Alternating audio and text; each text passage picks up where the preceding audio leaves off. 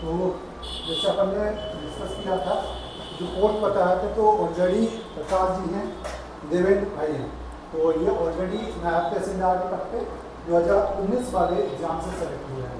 हमें ट्रेनिंग के लिए नरोना अकेडमी में आप बोलते, तो हमने सोचा कि हम जो मतलब हमें तो ज़्यादा एक्सपर्टीज़ भी नहीं है, अब उनको धीरे धीरे एक्सपर्टीज आए, वो आपको बेहतर तरीके से बता सकते हैं। तो वो आपको उस पोस्ट के बारे में और इंटरव्यू के बारे में खासकर जो अभी अपना डिस्कशन हो रहा है इंटरव्यू को मुद्दे को लेकर, तो इंटरव्यू के मुद्दे को लेकर गाइड कर सकते हैं। सिलू का आप में से कई सारे लोग तो जानते ही होंगे, मतलब इन दोनों से आप नहीं मिले होंगे, ये ऑनलाइन में थे। सिलू से तो उनके प्रिय में कल वाली बोल रही थी कि मेरी प्रिय में सिलू है, अभी बोल रही थी हाँ उसका, तो आप में से सिलू तो जानते हैं। सिलू का चयन असिस्टेंट डायरेक्टर एजुकेशन में हुआ, तो वही इंटरव्यू के परिप्रेक्ष्य में हमने सोचा, जब बात ही आई में ये लोग थे आना था, तो हमने सोचा बात थोड़ी बहुत कर लेंगे। बस आप लोग बताइए यार आपका जो अनुभव है खासकर इंटरव्यू में, और दूसरा अपनी जो सपने होते हैं खासकर पीएससी को लेके, और बाद में जो चीज़ें होती हैं उनको लेके, जो भी आप करना चाहें। सर एक एक से बता दें। एक एक क्या, कोई भी, हाँ कोई भी। हाँ पहले असिस्टेंट डायरेक्टर एजुकेशन है ना, जी सर। 54 ठीक है, कोई दिक्कत नहीं। चलिए आप बताइए आपके लिए में। सर ज़्यादा अच्छा ये रहेगा कि अगर ये लोग खुद पूछ लें जो भी इनके मन में। हमारा क्या अनुभव रहा इंटरव्यू का? जी इंटरव्यू का तैयारी का तो समझ में तैयारी इन्होंने कर ली, इंटरव्यू का क्या अनुभव रहा फर्स्टों का, और फिर बाकी चीज़ें जी सर। और उसके बाद इंटरव्यू के बाद जो अभी तक का अनुभव तुम्हारा रहा, कितना 1.5 महीना हो गया, तो 1.5 महीने में बहुत सारी चीज़ें सीख ली। जो सबसे बड़ी चीज़ें सीखी जो अभी ये लोग बोल रहे थे कि जब हम यहाँ पर बैठते तो हमको लगता है कि सरकारी व्यक्ति काम नहीं करता, लेकिन सरकारी आदमी इतना काम करता है कि मतलब आदमी खत्म हो जाए काम खत्म नहीं हो, आदमी खत्म हो जाए काम खत्म नहीं होता। मतलब यही बात है, थोड़ी देर पहले तो सर भी वही बात बोल रहे थे, मतलब अभी भी याद है वही कि भाई सरकारी व्यक्ति हमें लगता है कि काम नहीं है, लेकिन इतना काम है कि बोले। तो आपको क्या लगा वो आप अपना बताते हैं। हाँ हाँ इंटरव्यू के लिए तो पहले तो बिल्कुल घबराना नहीं है, बहुत ही नॉर्मल सी प्रोसेस है। हम यहाँ तक आ गए हैं, ये बहुत बड़ी बात है। पहले तो इंटरव्यू में आप पहली चीज़ है, आप जितने रियल रहोगे उतना ज़्यादा अच्छा होगा। रियल इन द सेंस आपको झूठ नहीं बोलना है वहाँ जाके, और आप अगर कोई झूठ तैयार करके जा भी रहे हो तो उसे जी लो तो ज़्यादा अच्छा रहेगा, क्योंकि आप वहाँ ब्लैंक हो जाते हो जब भी आपसे क्वेश्चन पूछा जाता है। और क्वेश्चन तो आप लोगों ने कुछ मॉक इंटरव्यूज़ दिए हैं अभी किसी ने? अभी कोई इंटरव्यूज़ नहीं दिए? हाँ, तो सब पहली बार ही दे रहे हैं क्या इंटरव्यू? सभी लोगों का पहली कोई बार ऐसा है जिसने दिया हो पहले? कौन सा? 2020 का इंटरव्यू दिया है। 13% में किसके बोर्ड में था? अध्यक्ष हैं वो, ये पूछते भी हैं कि हाँ। लास्ट टाइम आपका किसके बोर्ड में था। हाँ, तो नाम लेने से पहले थोड़ा सा रिस्पेक्ट लगाइएगा उनके सम्मान आगे। देना। मेरे से पूछे थे तो वो ना, उसका पर्पज ये नहीं होता, इन्फॉर्मेटिव वो जानकारी नहीं है, वो इन्फॉर्मेशन की पर्पज नहीं पूछते कि आप बताओ किसके बोर्ड में था तो आप नाम बता दो। दरअसल उसके पीछे वो आपका मनोभाव जानना चाहते हैं कि आप किसी को एड्रेस करते हो तो वास्तव में कितना बनावटीपन है या वास्तव में आप उसे रिस्पेक्ट करते हो। तो जब भी आपके बारे में अगर ऐसा पूछा जाए कि प्रीवियसली आपने किसके बोर्ड में दिया था, तो नाम लेने से पहले सम्मानजनक शब्दों का प्रयोग करना है। ये बहुत ही मतलब हमें ऐसा लगता है बहुत जनरल बात है क्या, ये चीज़ मेरे साथ भी हुई थी, मुझसे भी पूछा गया था मध्य प्रदेश के राज्यपाल कौन हैं? बोलिए बोलिए। बहुत ही आसान सा क्वेश्चन है, तो हाँ ऐसे बोलेंगे, लेकिन उन्होंने मुझसे ये कहा था संबोधन क्या होता है राज्यपाल के लिए, महामहिम का संबोधन होता है। तो ये बहुत ही सामान्य सी बात है, लेकिन वहाँ मैटर करती है। वो देखना चाहते हैं कि आपको प्रशासनिक शब्दों का कितना ज्ञान है। इसी चीज़ में एक चीज़ मैं और ऐड करना चाहूँगा जो सिलू जी बता रही हैं। ये जो सवाल आते हैं ना, जैसे उनसे पूछा गया कि मध्य प्रदेश के राज्यपाल क्या है, ये सवाल जब आपको उस क्लासरूम से बाहर किसी को कोई सुनाएगा तो आप लगेगा अच्छा इतना सारा सवाल पूछते हैं इंटरव्यू में, मध्य प्रदेश का राज्यपाल कौन है, मध्य प्रदेश का मुख्यमंत्री क्या है। हाँ। फिर उसके हिसाब से आपका परसेप्शन बनेगा, कह रहे हैं पीएससी तो ऐसे छोटी चीज़ है, कोई बड़ी बात नहीं होती है, इंटरव्यू तो यूपीएससी का होता है, फलाना ढिकाना। दरअसल ये सवाल जानने के पीछे वो जानते हैं, आप जानते हो कि मध्य प्रदेश का राज्यपाल कौन है। जब आप मध्य प्रदेश के राज्यपाल कार्यालय के गठन के बारे में जानते हो, उसके दायित्व के बारे में जानते हो, उसके संवैधानिक प्रावधान के बारे में जानते हो, आप 5 नंबर 11 नंबर 3 नंबर में लिख के उनके आंसर गए हो, फ्री करके गए हो, तो आप जानते हो कि नाम कौन है, मंगूलाल छगन भाई पटेल है, ये आप जानते हो। दरअसल वो जानते हैं कि जब आप अधिकारी के रूप में यहाँ पर अपीयर होने आए हो तो अधिकारी किस प्रकार अपने जो नियुक्ति करता है या प्रयुक्त अधिकारी है उसको प्रेजेंट करता है, ये स्किल आप में है कि नहीं। संविधान द्वारा बनाए गए पदों को आप किस दृष्टि से देखते हैं, वो पद का सम्मान नहीं है, वह संविधान का सम्मान है। जब आप राज्यपाल के नाम को बताते हैं तो इसका मतलब ये नहीं हुआ कि आप राज्यपाल के नाम को जानते हो या नहीं, दरअसल राज्यपाल संविधान के द्वारा कैसे स्थापित है इसे जानते हो या नहीं, ये पूछना उद्देश्य होता है। जी तो ये क्वेश्चंस क्या है सर, वो इसलिए नहीं पूछते, उन्हें पता होता है। ऐसे मतलब मुझसे राज्यपाल का पूछा था उन्होंने, एक CGI के बारे में पूछा था, तो हम ऐसे ही नाम ले देते हैं, है ना। मैंने माननीय का उपयोग किया था पर उन्होंने मुझे वहाँ पर बताया। तो जितने भी संवैधानिक पद हैं हमारे, तो उनका संबोधन मतलब हम ये प्रशासनिक कार्य के लिए जा रहे हैं, प्रशासनिक पद की तैयारी कर रहे हैं, तो हम पहले ये चीज़ समझें तो कि उसका सम्मान कैसे हमें बोलना है, कौन कौन से शब्दों का हमें प्रयोग करना है। इंटरव्यू में सबसे मेन है शब्दों का चयन, आपका शब्दों का चयन बहुत अच्छा होना चाहिए। मेंस आंसर राइटिंग की तरह वहाँ नहीं, बोलने के शब्दों का चयन आपका अच्छा होना चाहिए। तो ये एक बात है। और मैंने पहले ही कहा कि आप जितने रियल रहेंगे उतना अच्छा रहेगा, झूठ बिल्कुल नहीं बोलना है। और जो नहीं आ रहा है और कॉन्सेप्चुअल क्वेश्चन पर या फिर जो कैसे कोई कारण या फिर आपका व्यू जिस पे जानना चाह रहे हैं उस पर सॉरी तो बिल्कुल नहीं बोलना है। आपको अपने व्यूज़ रखने हैं, 3-4 पॉइंट्स में रख सकते हैं, तो व्यूज़ बिल्कुल तैयार रखिए। करंट के मुद्दे हैं और आपका डेफ तो बिल्कुल ही तैयार रखिए पूरी तरह से। उसमें डेफ में आपका ज़िला बहुत इंपॉर्टेंट है। और जैसे कि रैकवार सर अभी भी हैं, उनका बोर्ड हो सकता है, तो मेरा इंटरव्यू मतलब हाँ अगला बोर्ड अभी भी मतलब बोर्ड रहेगा उनका, तो उनका एक पैटर्न है, तो उस पैटर्न के हिसाब से आप तैयारी कीजिए। डेफ से शुरू करते हैं वो हमेशा। मेरा 2 बार मैंने इंटरव्यू दिया, 2020 और 19 का भी, तो उसमें उनका पैटर्न है कि वो नाम पूछेंगे आपका, फिर वो कहाँ रुक जाएंगे ये नहीं कह सकते, और कहाँ से वो कौन सा क्वेश्चन ले जाएंगे ये नहीं कह सकते। तो आप इस हिसाब से तैयारी कीजिए, ताकि एक कहते हैं ना कि ड्राइविंग सीट पे अपन ही रहें कि हमें पता हो कि इसके बाद वो ये पूछने वाले हैं। उनका पैटर्न है, वो नाम पूछेंगे, जिला पूछेंगे, जन्मतिथि पूछेंगे, क्या पता जिले में ही रुक जाएँ, क्या पता जन्मतिथि में रुक जाएँ। तो इस हिसाब से आप तैयार कीजिए, है ना। और आप ये बिल्कुल सोच के मत जाइए कि मैं तो बहुत ज्ञानी हूँ, उनको कुछ नहीं आता है। उन लोगों का अनुभव बहुत बड़ा है, ये बिल्कुल मत सोचिए कि उन्हें कुछ नहीं आता है। वो दिन में कई इंटरव्यूज़ लेंगे, आपसे ज़्यादा नॉलेज है, ऑफ कोर्स आपसे ज़्यादा है। और जब वो कुछ पूछ रहे हैं तो उसका अगर आपको नहीं पता है उत्तर तो मत दीजिए, सॉरी बोल दीजिए। सॉरी बोलने के भी कई तरीके हो सकते हैं कि मैं सोच नहीं पा रही हूँ, या आगे अभी मैं आगे सर देखूँगी आगे से, क्योंकि एक ही हिट करता है वर्ड बार बार बार बार, है ना। तो ये आप कई तरीक़ों से बोल सकते हैं। और अगर नहीं आता है तो मत बताइए, क्योंकि फिर उसमें क्या होता है, बोर्ड मेंबर्स थोड़ा चिढ़ जाते हैं कि ये फालतू में मेरा टाइम वेस्ट कर रहे हैं ऐसा। बाकी प्रकाश सर और अच्छे से बताएंगे आपको। सर आप और कुछ आप लोग पूछना चाहें तो पूछ लीजिए। अच्छा माइक इधर है, ये चलता है क्या? मैं दे दूँगी। इस पर लिखा जाता है क्या? हाँ जैसे चेयरमैन सर थोड़ा सा स्पिरिचुअलिज्म की ओर जाते हैं, तो इसको कहाँ से पता है? थोड़ा नहीं, बहुत ज़्यादा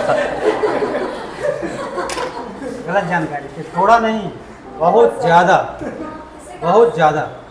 चेयरमैन सर के बोर्ड में फंसे उससे पहले आप तैयार ये करके रखें, 3-4 सेक्शन हैं जिनको आपको तैयार रखना चाहिए, और ये मतलब मैंडेटरी प्रिपरेशन का पार्ट है।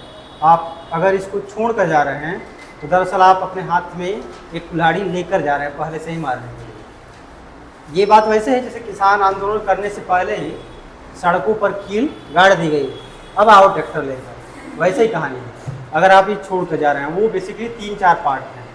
एक तो ये है कि यदि आप कॉन्वेंट स्कूल से संबंध रखते हैं या आप ग्रेजुएशन वगैरह में क्रिश्चियन स्कूल या कॉलेज से पढ़े हुए हैं, तो आपके लिए सबसे फेमस या जो फोकस पॉइंट है वो कल्चर है। इंडियन कल्चर जो है वो आपको बहुत अच्छे से जानना चाहिए। दूसरा, अगर आप इस कॉन्वेंट या इंग्लिश मीडियम स्कूल से पढ़े हुए हैं तो हिंदू धर्म की ठीक ठाक जानकारी आपको होना बहुत ज़्यादा ज़रूरी है। और इसका एक अच्छा उदाहरण आप अभी देखे होंगे, 23 में मेंस में 5 नंबर में सवाल आया था, वैष्णव धर्म में चतुर्वेद था ना, चक्र में क्या चतुर्वेद था। वो क्या है, वो एक प्रकार का आप समझिए क्लाइमेक्स है इंटरव्यू का, मेहरा सर के बोर्ड का क्लाइमेक्स है। आपको हिंदू धर्म का ठीक ठाक ज्ञान होना चाहिए। व्यक्तित्व का अध्ययन करके जाइए, और राजनीति वाले क्वेश्चंस में बिल्कुल मत फंसिएगा। और तीसरा जो बड़ा सेक्शन है, एक हो गया अपना कल्चर, इंडियन कल्चर का, दूसरा हो गया धर्म का, हिंदू धर्म का ठीक ठाक ज्ञान, और तीसरा सेक्शन है Indian society versus western society. भारतीय जो समाज है और भारतीय समाज के वे पहलू जो पश्चिमी सभ्यता से डिफर करते हैं। हमसे जो सभ्यता वाला सवाल वो पूछे थे वो यही था। तो आपको एक अच्छे से इस पर अध्ययन होना चाहिए मेहरा सर की बोर्ड में। और अक्सर ये होता है कि अगर आपका, हालांकि ये पता नहीं चलता किसका किस दिन होने वाला है, मैं एक, ये ऑनलाइन है क्या, चल रहा है क्या? अच्छा तो इस पर नहीं बता देता हूँ, जो कुछ होंगे 10-20 तो सुन ही रहे होंगे। एक्चुअली पता करने के लिए आप पता कर सकते हैं कि आपका किसके बोर्ड में फंस रहा है। जिस दिन आपका इंटरव्यू होता है उस दिन नाम लिस्ट रहता है बाहर गेट के पहले, जहाँ आप इंटर करते हैं उस पर लिस्ट लगी रहती है, बोर्ड नंबर 1, 2, 3, 4, और उसमें ये नहीं लिखा रहता कि कौन से मेंबर या अध्यक्ष के बोर्ड में आपका होना है। तो जुगाड़ ऐसा लगता है कि जो बच्चे इंटरव्यू देने जा रहे हैं उनका नंबर आप ले लीजिए, अगर कोई पहचान का नहीं फंसता तो। पहचान का फंसता है तो ठीक है। जब इंटरव्यू में जाने 5-5 को ग्रुप में ले जाते हैं तो उससे पहले मोबाइल में रखवा लेते हैं। लेकिन अगर आपका जैसे मान लीजिए कि जैसे एक दिन में 18 लोगों का लेते हैं, बेसिकली 18 में आपको पता चल गया आपका 5वें नंबर पर है, 6वें नंबर पर है, 7वें पर है, 10वीं पर है, तब तक आते आते 2-3 का तो हो चुका होगा ना। 5-5 ले जाते हैं ऐसा करके।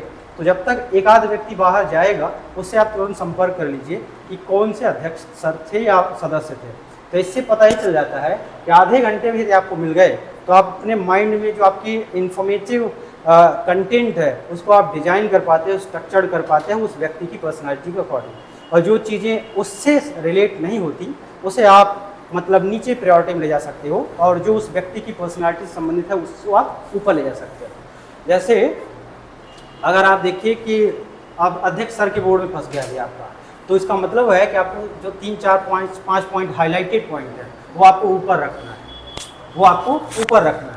और ख़ास तौर पर अध्यक्ष सर के बोर्ड में फंसा हुआ है तो जो सरकार से संबंधित और अपना कल्चर से पार्ट जो पोजीशन है उसको आपको बहुत हाई ले जाना पड़ता है। तो एक तरीका ही अपना सकते हैं उस दिन वाले। बाकी अगर ये नहीं चल रहा है तो थोड़ा सा ऐसे ही चलता है, हाँ तो थोड़ा सा इसको लिखवाइए तो मैं अपनी कला का प्रदर्शन करूँ थोड़ा, तब अच्छा लगेगा, क्योंकि बिना लिखे आनंद आता नहीं है। नहीं मेरे को 2-4 शब्द याद आ रहा है, मैं बता तब तक आप बताइए। लिखिए, अगर शर्मा सर का बोर्ड पढ़ता है ना तो 2-4 शब्द लिख लिए। शायद, एक शब्द लिखो, शायद। शायद हो सकता है, बस ऐसे लिखना है, मैं बोलता जा रहा हूँ। शायद, हो सकता है, अनुमान, मेरा अनुमान है, मतलब जो भी संभव वाले शब्द हैं बिल्कुल वर्जित हैं, प्रयोग मत कर लेना गलती से भी। हाँ, क्या मैं अनुमान लगा सकता हूँ, मैं अनुमान लगा रहा हूँ, ऐसा हो सकता है। अगर ये शब्द बोले तो वहीं से कुटाई शुरू हो जाएगी आपकी। ये बिल्कुल नहीं बोलना है। और एक होता है शर्मा सर के, क्या है, सिक्वेंशियल क्वेश्चन आते हैं। मतलब उन्होंने पूछा कि भोपाल, मध्य प्रदेश की राजधानी क्या है, मतलब ऐसे पूछा तो बोले भोपाल। आपने बता दिया ये पता है, ठीक है। भोपाल में एक ताल है, भोपाल जो बड़ा तालाब बोलते हैं। अच्छा, एक तालाब है, मतलब अभी लिखना नहीं, ये तो मैं बस बता रहा हूँ। तो तालाब है, वो किसने बनवाया था? आपने बोला राजा भोज। राजा भोज का ग्रंथ कौन सा? मतलब उनका ऐसे, जब तक आपसे सॉरी नहीं बुलवा लेंगे तब तक वो मानेंगे नहीं। तो उनका थोड़ा सा इस तरीके का पैटर्न रहता है। बाकी थोड़े से शर्मा सर का पता ही है सबको। क्या है? भाई कहने का ये मतलब कि ड्राइविंग सीट पे अपन को ही रहना है, तो ध्यान रखना कि कहाँ से क्या क्या क्या कितना अंदर तक जा सकते हैं। वो मतलब कोशिश करते हैं कि आपको, कैमरा भी है थोड़ा।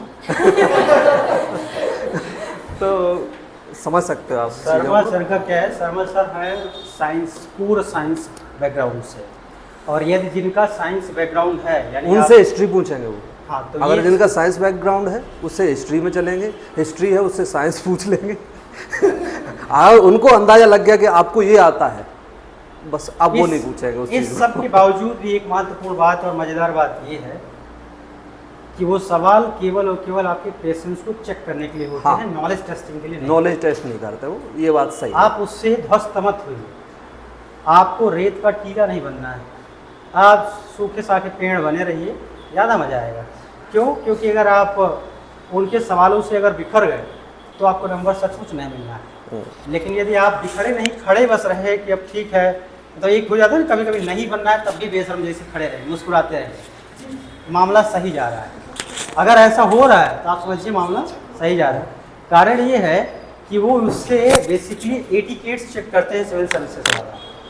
सब्जेक्ट का तो नॉलेज आप उनसे पाएंगे नहीं। सर रुकिए, कहाँ जा रहे हैं आप? पीछे बैठेंगे आप अपनी। अरे नहीं, ऐसा नहीं पूछ रहे। मुझे लगता है 2-3 बातें अगर आ ही गए, हम लोग समय दिए हैं तो थोड़ा सा आप लोग जान लीजिए, क्योंकि समय तो ठीक है, हम लोगों का भी किफ़ायती है, आपका ज़्यादा किफ़ायती है हमसे, क्योंकि आप लोग इंटरव्यू में जा रहे हैं तो आपका ज़्यादा महत्वपूर्ण है। 2-3 पॉइंट है, जैसे अभी जो एक्सपीरियंस हमारे मित्रों ने बताया हुआ है वो बेशक बहुत फ़ायदेमंद है, लेकिन ये क्या हुआ, हम लोग समय के अभाव में थोड़ा सा रैंडमली वो बता दिए जो हम दरअसल बताना चाहते थे। सिस्टमैटिक वे अगर देखें तो इसे हम AC बोल सकते हैं। AC का मतलब है अट्रैक्शन ऑफ सेंटर, जहाँ से सवाल पूछे जा सकते हैं। आप इंटरव्यू की तैयारी को 3 पार्ट में बांटकर देख सकते हैं। हालांकि ये बात बहुत भ्रामक सूचना है, ये बहुत भ्रामक सूचना है कि इंटरव्यू की तैयारी होती है। बेसिकली इंटरव्यू में जो इंफॉर्मेटिव वे है उसकी तैयारी होती है, सूचनात्मक जो अप्रोच है उसकी तैयारी होती है। व्यक्तित्व की तैयारी 30-35 या 1 महीने 2 महीने में नहीं होती, ये फालतू बात है। व्यक्तित्व की तैयारी नहीं होती, तैयारी केवल इंफॉर्मेटिव वे की होती है। जैसे क्या हो सकता है, एक अप्रोच होता है आपका सब्जेक्ट वाला सेक्शन, और सब्जेक्ट का मतलब ये है कि ग्रेजुएशन वगैरह में आपका जो रहा हो, जैसे मान लीजिए आपका ग्रेजुएशन किसी का कॉमर्स रहा हो, किसी का साइंस रहा हो, किसी का आर्ट रहा हो, ये आपके हो सकते हैं। अब इसमें 2 सेक्शन ये हैं कि या तो आप यूजी होंगे और या तो आप, हालांकि यूजी भी नहीं बोलना चाहिए, उसके लिए क्या बोलते हैं, ग्रेजुएशन मानक शब्द है। अगर आप पोस्ट ग्रेजुएट हैं तो मास्टर्स बोलते हैं। ये शब्द कुछ होते हैं जो महत्वपूर्ण होते हैं। अगर आपका इनमें जो भी है, ऐसा कुछ जरूरी नहीं है, जो भी आपका चाहे ग्रेजुएशन हो चाहे मास्टर्स हो, इन दोनों में से आपकी ठीक ठाक जानकारी होनी चाहिए। कारण ये है कि मेहरा सर के यानी अध्यक्ष सर के बोर्ड में और शर्मा सर के बोर्ड में फंसा तो ये सब्जेक्ट पर जाते हैं, बस थोड़ा सा रैकवार सर सब्जेक्ट पर कम फोकस करते हैं। उनके लिए जो एरिया है क्वेश्चन का वो थोड़ा डिफरेंट है, वो रैंडम सवाल आपके न्यूज़पेपर से, सामान्य आपके ज़िले से, डेप्थ पर ज़्यादा बेस्ड होते हैं। लेकिन शर्मा सर और आपके मेहरा सर ये आपके कोर सब्जेक्ट से बहुत जाते हैं। आपको इसका ये बात, इस पर मैं फोकस इसलिए कर रहा हूँ, अंडरलाइन इसलिए कर रहा हूँ क्योंकि मुझसे मेरा लगभग 29.5 मिनट से अधिक का इंटरव्यू चला था, और इस 29.5 में से 2 अगर 3 पार्ट बांट दिए रहे, 5 मेंबर होते हैं, 3-4 पार्ट बांट दे, हम इसी के आधार पर बताएंगे। कोई हमारे अंदर, हमारे क्या जो हमारे मित्र भी हैं, कोई बहुत ज़्यादा आंतरिक ज्ञान प्राप्त नहीं हुआ यहाँ आने से पहले, जो हम लोगों ने फेस किया है वही बताएंगे। तो सिंपली बात ये है कि बेस्ट उसी का राउंड है। एक तो आपका हो जाता है, जैसे मान लीजिए एक आपका जो सब्जेक्ट है ग्रेजुएशन वगैरह है, इधर कर दे रहे हैं, तो जो आपका सब्जेक्ट है ग्रेजुएशन वगैरह वो हो जाएगा। दूसरा आपके कुछ मेंस से भी ओवरलैप करता है। तीसरा आपका जो पार्ट है वो करंट अफेयर या डेफ वाला भी है। तो इसको हम अगर बांटिए सब्जेक्ट वाले सेक्शन में चल रहे हैं, तो यहाँ से मैं आपको ये बता रहा था कि मेरे लगभग 13 सवाल पूछे गए थे केवल मेरे सब्जेक्ट से, जो मेरा ग्रेजुएशन का सब्जेक्ट, मैं कॉमर्स में ग्रेजुएट हूँ, अर्थशास्त्र में मैं मास्टर्स है मेरा, तो मुझसे 13 सवाल पूछा गया था केवल कॉमर्स और इकोनॉमिक्स के बैकग्राउंड से। सद्भाग्य की बात ये थी कि उस टाइम पर मैं फ्री था, इंटरव्यू टाइम पर लगभग सभी फ्री हो जाते हैं, तो हम भी फ्री हो गए थे। तो हमने 1 महीने के अंदर पुराने जो हमारे सब्जेक्ट से रिलेटेड NCERT वगैरह थी, उनमें जो मेन पॉइंट था या टर्म थी, उनको मैंने रिवाइज कर लिया था। और इवन जैसे कुछ महत्वपूर्ण शब्द होते हैं, उनके अर्थ बहुत टेक्निकल जिनकी मीनिंग होती है, उनकी मीनिंग को एक छोटी सी डायरी आप लोग भी बनाए होंगे, उनमें हमने लिख लिया था कि इनकेस अगर भूल जाए तो हमको कैसे उसको याद कर लेना है। बिल्कुल 1 से 1.5 लाइन 2 लाइन, इससे ज़्यादा नहीं। अगर आपने 5 नंबर में आंसर बनाना चालू किया तो इसका मतलब आप खतरे में हैं। आपको केवल 1-1.5 लाइन में केवल मीनिंग रट लेना चाहिए, कुल मिलाकर रट लेना चाहिए। और इसके सेक्शन में इसमें से मैं 12 जवाब दिया था और 12 मेरे एक्यूरेट जवाब थे। 13वां प्रश्न बैंक रिकैंसिलेशन से था, हालांकि उसका अर्थ मैं जानता था, लेकिन मुझे ये पता चल गया था कि अब जो सर हैं वो इसे ईगो पर ले जा रहे हैं। सारे जवाब दोगे तुम, मेरे को बताते। तो हमने लगा कि यहाँ पर ज़्यादा अच्छा होगा इनसे क्षमा मांगा जाए। मैंने कहा सॉरी सर, इसका उत्तर मैं अभी तुरंत एग्जैक्टली रिकॉल नहीं कर पा रहा हूँ, तो मैं इस प्रश्न के बारे में जानकारी कम रखता हूँ। तो उन्होंने कहा कोई बात नहीं है, आप पूछिए। दूसरा जो सेक्शन आता है, अगर आप अध्यक्ष सर के में है तो वो आपका मैंने 3 पॉइंट आपको बता दिया है। एक तो इंडियन कल्चर है, दूसरा सोसाइटी, इंडियन सोसाइटी वर्सेस अगर कर लिया जाए तो जो वेस्टर्न कल्चर है उसके इनपुट्स क्या हैं वो होगा, और तीसरा अगर देखा जाए तो जो रिलीजन वाला पॉइंट मैं बताया हूँ ये भी एक महत्वपूर्ण मामला है, इसको भी आपको ठीक से तैयार करना चाहिए। इसके बाद अगला आपका आता है करंट अफेयर से रिलेटेड मामले, या अगर आप कहिए तो न्यूज़पेपर का। न्यूज़पेपर की एक बड़ी महत्वपूर्ण बात है जो आपको ध्यान रखना चाहिए, न्यूज़पेपर उस दिन का भी पढ़ के जाना चाहिए जिस दिन आपका इंटरव्यू हुआ, लेकिन उस दिन मिलता टाइम कम मिलता है शायद इंटरव्यू के लिए। आप जिस दिन जाते हैं उस दिन टाइम कम मिलता है क्योंकि आप मंदिर भी जाते हैं, जाना पड़ता है। अगर कोई ना जा रहे हो तो इंटरव्यू देने से पहले चले जाइएगा, बड़ा फायदा होता है। देखिए, आप नास्तिक हैं या आस्तिक, इससे रिजल्ट से कोई लेना देना नहीं है। एक दिन मन मार के चले ही जाइएगा जो लोग ना जाते हो तो, क्योंकि जाने में फ़ायदा है, फ़ायदा है, ये मतलब अनुभव से बता रहे हैं। तो उस दिन तो चले ही जाइएगा, और नहीं कर पाएंगे तो भी बोल दीजिएगा बजरंग बली 1 बोरा नारियल तोड़ूंगा, संभाल लीजिएगा, बोल देना चाहिए, बाद में देख लेंगे, तो फोड़ना हमारे बस की बात है। तो कुल मिलाकर उस दिन आपको समय कम मिलता है जिस दिन आप इंटरव्यू में जा रहे होते हैं। तो कहने का मतलब ये है कि आपको न्यूज़पेपर लेकर साथ में जाना है। कहाँ? आयोग। हालांकि आप भाईचारा भाईचारा वहाँ कर सकते हैं क्योंकि बहुत सारे लोग लेकर आते हैं, लेकिन बात यही है कि अगर आपका नंबर 1 2 3 फंस गया, दूसरा थोड़ी देगा आपको। अब आप मांगेंगे तो कितना बुरा लगेगा। इन केस अगर उसने मना कर दिया तो आप समझिए क्या हो सकता है। ये प्राकृतिक नहीं, कृत्रिम आपदा है आपके अपने ऊपर, क्योंकि आप स्वयं मूल ले रहे हैं। मना कर दिया तो आपका दिमाग खराब हो जाएगा ना। एक तो आप इंटरव्यू देने जा रहे हैं, सामान्य आदमी थोड़ी, 10,000 लोगों में से 2-2,500 लोग हैं जिन्होंने मेंस दिया, वो इंटरव्यू देने जा रहे हैं, उसमें से किसी ने मना कर दिया तो कितना मतलब ईगो पर बात है। 3 रुपये 4 रुपये पेपर के लिए मना कर दिए। अच्छी बात है कि आप लेकर जाइए, और पढ़ने के बाद आपका मन करे तो किसी और को दे दीजिए। तो आप पेपर लेकर जाइए। पेपर में भी कई सारे सेक्शन होते हैं जिसमें से आपको केवल वही तैयार करना चाहिए। आप जैसे अब उस दिन दैनिक भास्कर आप अगर लेकर जाते हैं और लास्ट में क्लासिफाइड पेज पढ़ रहे हैं या विवाह वाले पत्रों को पढ़ रहे हैं तो उसका कोई मतलब है नहीं। बेसिकली 3-4 सेक्शन है, फ्रंट पेज अच्छे से पढ़ लीजिए, संपादकीय वाले मुद्दे को ठीक से पढ़ लीजिए, इकोनॉमिक्स वाला और स्पोर्ट्स वाला 4 पेज जो महत्वपूर्ण रहते हैं वो पूछ लीजिए। जैसे हम लोग जिस टाइम पर अगस्त में दे रहे थे तो उस टाइम पर स्पोर्ट्स में कई सारी प्रतियोगिताएं चल रही थी और उसमें से एक दो सवाल पूछते रहते थे। हम लोगों के टाइम पर वो चंद्रयान का भी मामला बहुत चल रहा था, कितने L1 पॉइंट क्या है, ये वो फलाना ठिकाना, ये सब चल रहा था। तो वो भी एक इम्पॉर्टेंट सेक्शन हो जाता है। ये न्यूज़पेपर वाला जो सेक्शन है वो आपको अच्छे से कर लेना चाहिए। तो ये 3 पॉइंट हैं जिनमें इंटरव्यू को बांट कर आप देख सकते हैं। ये बियॉन्ड दी एक अजम्पशन ऑफ द मेंबर और चेयरपर्सन ऑफ द कमीशन है, अर्थात आयोग के अध्यक्ष और सदस्यों के परसेप्शन को छोड़कर बाकी की तैयारी है। अब इसमें अगर आप बांटेंगे तो इसमें आपकी जिला स्तर पर भी सारी जानकारियाँ आती रहेंगी। तो कुल मिलाकर एक तो आपका डैफ वाला सेक्शन है। हालांकि डैफ वाले में बहुत ज़्यादा तैयारी सर लोग करवाते हैं। राकेश सर आपको बता ही दिए होंगे नाम का मतलब क्या है, पर्यायवाची क्या है, विलोम क्या है, उत्पत्ति कैसे हुई है, कहाँ गांव है, कहाँ घर है, घर के पीछे कौन सी नदी है, कौन सा पेड़ है, पहाड़ है, जिले का नाम क्या है, तहसील का नाम क्या है, थाने का नाम क्या है, पापा का नाम क्या है, मम्मी का नाम क्या है, इनके पर्यायवाची है कि नहीं, विद्यालय का नाम क्या है, महाविद्यालय का नाम क्या है, विश्वविद्यालय का नाम क्या है, इनसे जुड़े व्यक्तित्व क्या है, इनका इतिहास क्या है, इनका क्या योगदान है, सब सर आपको बता दिए होंगे। बताएं कि नहीं?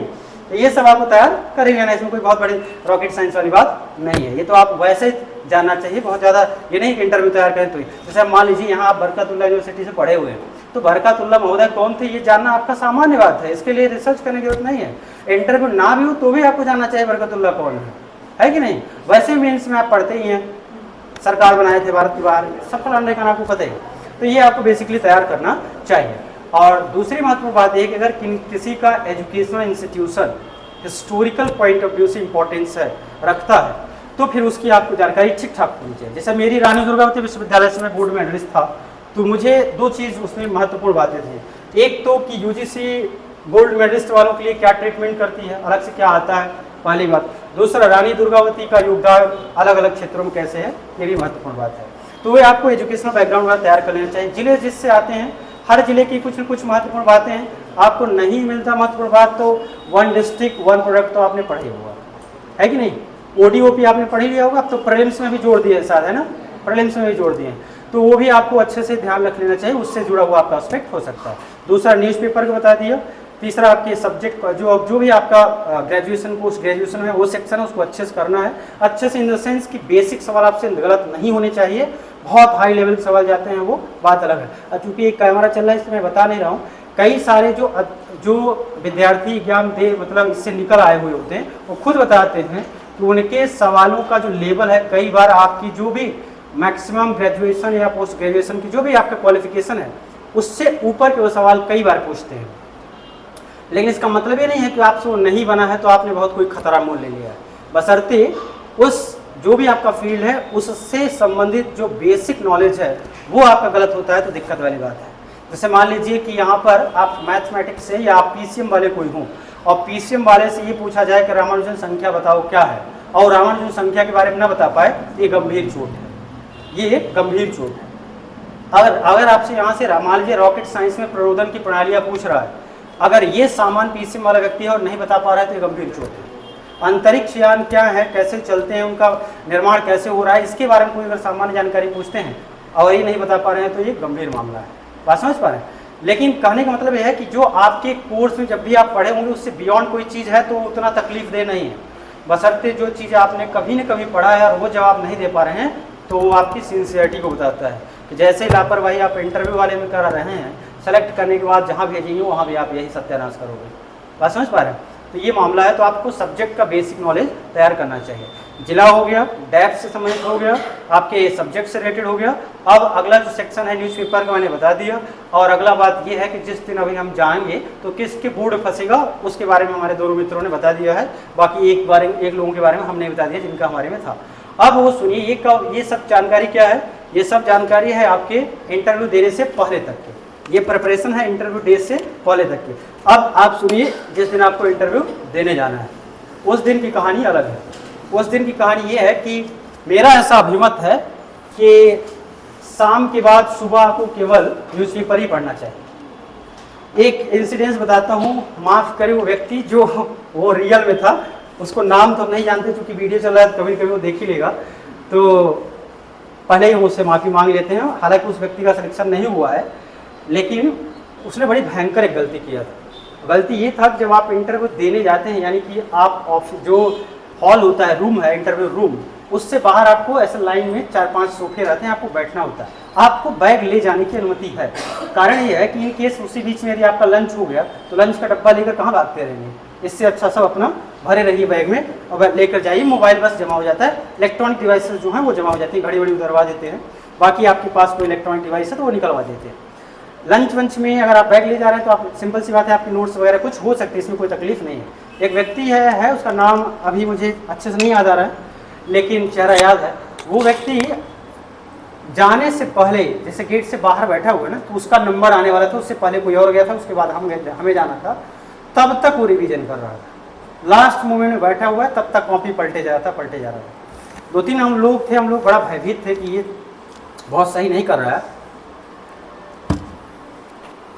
उसका कारण ही होता है कोई मतलब नहीं है आपके रिवीजन का, क्योंकि सवाल आपने जो नोट्स में लिखा है ना, मेरे साथ तो ऐसा ही हुआ, बाकी के साथ मैं नहीं जान सकता, मेरे साथ तो ऐसा ही हुआ कि जितना आप नोट्स में लिखे हुए सिंगल सवाल नहीं पूछते, एक सवाल नहीं पूछे उन्होंने। 2 डायरी बढ़िया बकायदा सुंदर सुंदर लिख के रखे हुए थे, हाँ 2-3 महीने से टीप के रखे हुए थे। हम लोग टाइम ज़्यादा मिला था, सुंदर 1 घंटा में 3 लाइन लिखते थे, बढ़िया से। काम नहीं था ना, तैयारी कर रहे हैं इंटरव्यू की, तो बढ़िया सुंदर स्वर्ण अक्षर में लिख रहे थे, हमारी पीढ़ियाँ आने वाली पढ़ेंगे, इस पर्पज से। लेकिन काम कुछ नहीं आता, वो केवल तब तक अच्छा लगता है जब तक तैयारी चल रही होती है। मॉक देंगे तब काम आएगा, मॉक देंगे तब काम आएगा, लेकिन रियल वाले इंटरव्यू में कुछ काम नहीं आता। बहुत ही सौभाग्यशाली आपका वह मोमेंट होगा जब लिखा गया कोई शब्द वहाँ उनसे पूछ लिया गया। मेरे से तो एक भी शब्द नहीं पूछा गया, इसलिए मैं इतनी कॉन्फिडेंटली बोल पा रहा हूँ कि वो कोई काम का नहीं है। फिर भी नोट्स बना, इसका मतलब नहीं कि आपको नोट्स बनाने नहीं है, आपको बनाना है। आपकी संततियाँ जानेंगी आप कितने मेहनत किए हैं। जब भी वो फालतू परेशान करेंगे तो दिखाना है, चलो भाई पढ़ लिख के पास हुए हैं, ऐसे नहीं। तो कुल मिलाकर ये है कि आपको नोट्स ठीक से बनाना है, लेकिन वो वाली गलती नहीं करना है। आपको पहले उस दिन नोट्स का रिवीजन नहीं करना है। जितना पढ़ना है ना, जितनी ताकत आपको लगानी हो, आप रात से पहले लगा लीजिए। रात से पहले लगा लीजिए। हम लोग भी लगाए हुए हैं, हम लोग भी पढ़े हुए हैं, हम लोग हमारे साथ तो थोड़ा गड़बड़ है, पढ़ते ज़्यादा है नंबर कम आता है। पहली बार ही जीवन में अच्छा हुआ है कि इंटरव्यू में पढ़ाई के अनुकूल नंबर आ गया है, नहीं तो ऐसा होता नहीं था। ज़्यादा पढ़ते थे कम नंबर आता था। अभी आते समय हम मित्रों से बोल भी रहे थे कि हमारे साथ ऐसे चोट होता है, तो हम ज़्यादा दुखी आदमी हैं, दिन दुखी ज़्यादा हैं। पर बावजूद इसके आपको याद रखना चाहिए कि लगाएं। जैसे हम लोग 8-10 दिन लगातार बहुत लंबा पढ़े थे, 2-3 घंटे सोते थे, हैबिट थी, पहले से भी कम सोते थे, तो हैबिट थी 2-3 घंटे ही सोते थे इंटरव्यू के टाइम पर भी, फिर भी हमारी तैयारी होती थी। हम अपने ही रूम में जो हमारे साथी थे और इंटरव्यू देने वाले लोग, बारी बारी से हम उनका ले रहे हैं। एक दिन में 4-5 इंटरव्यू वो हमारा ले रहे हैं, हम उनका ले रहे हैं। क्यों? केवल आनंद है, आनंद है। कम से कम शब्द तो सुधरेंगे, शब्द तो सुधरेंगे, उससे आदमी ज़्यादा अच्छे से बोल पाता है। तो ये भी एक महत्वपूर्ण मसला है। तो आप उस दिन ना ले कर जाएँ, आपको जो भी ले जाना हो वो केवल न्यूज़पेपर बस रहे, जो पढ़ना हो आपको रात को पढ़ कर जाएँ, थोड़ा सा आराम से रहें और बहुत ज़्यादा वहाँ पूछताछ मत करें। देखिए ये तैयारी वाला मामला जो है ना, ये सब कोई बताएंगे आपको, हर कोई। आप किसी से भी पूछोगे जो नहीं भी इंटरव्यू दिया है वो भी आपको बताएगा, बढ़िया ज्ञान देगा, हम लोगों से ज़्यादा अच्छा ज्ञान देगा। हम लोग तो कुछ कम ही दे रहे हैं, लेकिन बात यह है कि जिस दिन आपको इंटरव्यू देना है उस दिन का विशेष महत्व है, उस आधे घंटे का विशेष महत्व है, बाकी तो दिक्कत उतना नहीं है। और उसमें जो आप अगर ठीक कर ले गए अपने मनोभाव को तो नंबर बढ़िया मिल जाता है। और वो कहानी केवल किसका है? वो कहानी केवल आपके मेंटल अरेंजमेंट का है। यदि आप मानसिक रूप से व्यवस्थित आदमी हैं तो वो आपकी प्रश्नों के उत्तरों में झलकेगा। यदि आप मानसिक रूप से व्यवस्थित आदमी हैं, आप ध्यान सुनिएगा, इस लाइन को बहुत महत्वपूर्ण है, आप चाहें तो इसे अंडरलाइन अपने मस्तिष्क में कर सकते हैं। अगर आप मानसिक रूप से व्यवस्थित आदमी हैं तो ये आपको बताने की जरूरत पड़ेगी नहीं, ये आपके व्यक्तित्व में झलकेगा। ये मैं इसलिए बता रहा हूँ क्योंकि इंदौर में एक मॉक इंटरव्यू मेरे से एक बड़े बुजुर्ग व्यक्ति रिटायर्ड थे और अच्छी नौकरी में थे।